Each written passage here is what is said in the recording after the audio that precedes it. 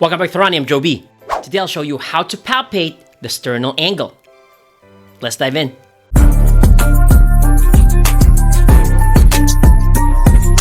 The manubriosternal angle or sternal angle connects the manubrium and jugular notch of the sternum to its body.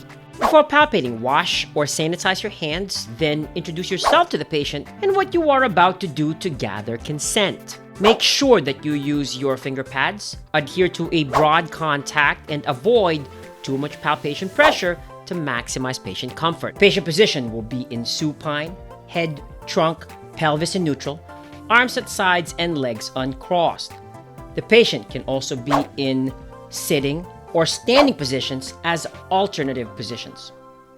The therapist can either be on the right or left side. Place the palpating index and middle finger first on the middle part of the clavicle. From there, gently and slowly move medially until a depression or a notch is felt.